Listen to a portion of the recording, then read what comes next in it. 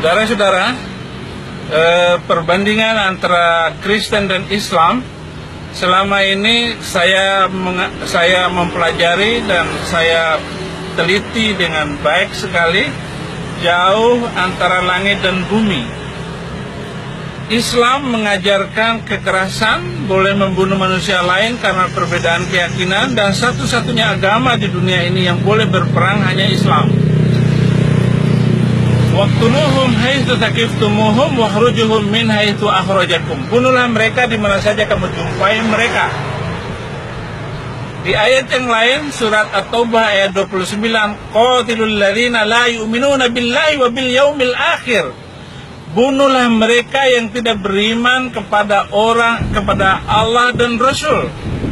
Mereka tidak beriman kepada hari kemudian. Mereka tidak beragama dengan agama Islam, tidak mengharamkan apa yang diharamkan oleh Allah dan Rasul, yaitu mereka yang diberi Alkitab. Ayat ini jelas sekali menyuruh membunuh manusia yang telah diberi Alkitab, yaitu orang Yahudi dan orang Kristen. Maka itu sebabnya di negara-negara mayoritas Muslim, gereja saja susah dibangun. Kenapa? Karena ajaran yang begitu mengerikan. Tidak ada. Sementara Yesus mengajarkan begini, Matius 5 ayat 44, kasihilah musuhmu dan berdoalah untuk orang yang menganiaya kamu. Di satu sisi boleh membunuh manusia lain karena perbedaan keyakinan, tetapi Yesus mengajarkan kasihlah musuhmu dan berdoalah untuk orang yang menganiaya kamu. Ini luar biasa, saudara-saudara. Di sana banyak orang susah untuk membangun gereja, tetapi di tempat lain orang boleh melakukan apa saja, maksiat dan sebagainya.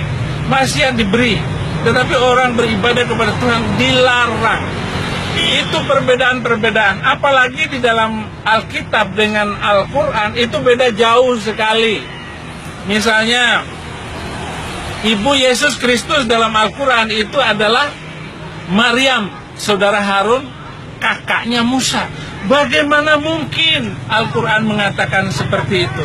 Tidak ada cerita di dalam Alkitab bahwa Maryam, ibu Yesus adalah saudara Harun, anak dari turunan Imron. Tidak ada.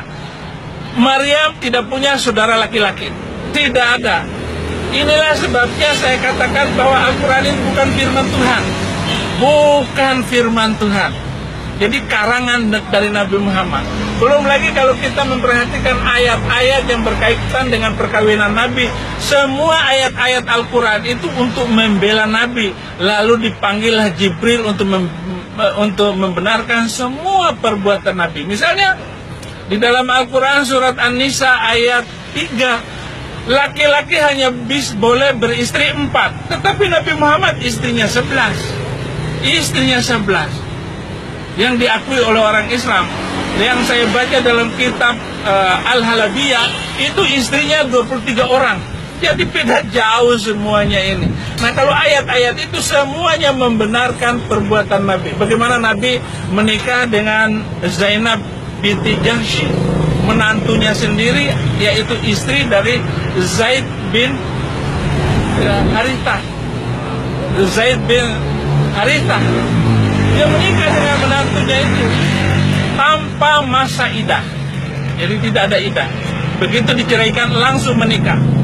Dalam ajaran Islam, laki-laki yang mengawini istri seseorang itu ada arba'a ruku, arba'a quru, 4 kali haid. Tetapi tanpa haid, itu dilewati semua, dilanggar semua. Muhammad menikah juga pada bulan haji, padahal dilarang menikah pada bulan haji. Larangan keras, tidak sah haji seseorang kalau melakukan perkawinan, menikah pada bulan haji. Tapi semuanya dilanggar apa yang diajarkannya itu. Nabi Muhammad tidur dengan Maria Kibti, menikah dengan Maria Kibti. Tetapi apa yang terjadi? Istrinya Hafsah marah karena ditiduri. Akhirnya turun ayat surat ke-66 ayat 1. Hai Nabi, kenapa kamu mengharamkan apa yang dihalalkan oleh Allah bagimu? kamu hanya sekedar mencari kesenangan hati istri-istrimu, padahal Allah lah yang lebih kamu taati, lebih kamu hormati. Jadi ayat ini membolehkan menikah dengan budak, bukan menikah, tidur dengan budak. Maka TKW yang dikirim ke Arab Saudi itu banyak yang hamil. Bulan ini sudah ada 234 TKW sedang menanti hukuman pancung. Kenapa? Karena dia membunuh tuannya. Nah, tuannya itu sebenarnya tidak salah, karena tidur dengan pembantu itu dibolehkan dalam Al-Quran, bukan 1-2 ayat.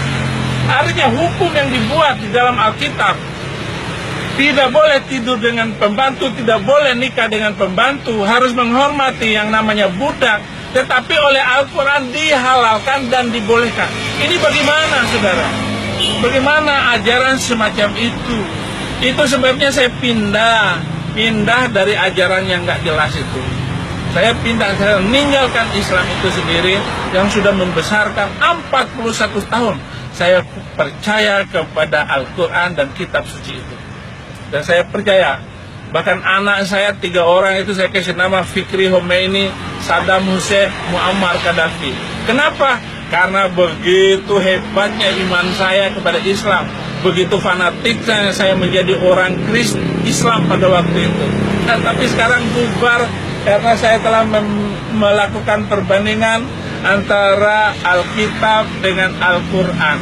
Nah, buku yang sedang Anda baca ini adalah buku di mana perbandingan yang jelas dan hukum yang jelas, aturan yang jelas, jelas semuanya bahwa Alkitab itu adalah terang Tuhan, terang yang menerangkan, berkat yang memberkati.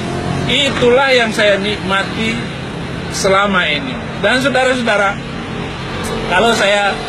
kalau saudara membaca lagi buku ini, maka saya percayakan iman saudara. Saudara bisa baca, saudara bisa telaah lagi tempat saya dengan kiai-kiai itu. Anda bisa baca lagi dan lihat notasi-notasi Alkitab yang saya tunjukkan dan notasi-notasi Al-Quran yang saya tunjukkan kepada saudara. Saudara bisa menilai sendiri, ambil keputusan sendiri. Karena kebenaran itu hanya satu, tidak mendua. Dan orang Islam, nenek moyang saya melarang saya baca Alkitab. Ternyata setelah saya baca Alkitab, saya terima Yesus menjadi orang Kristen.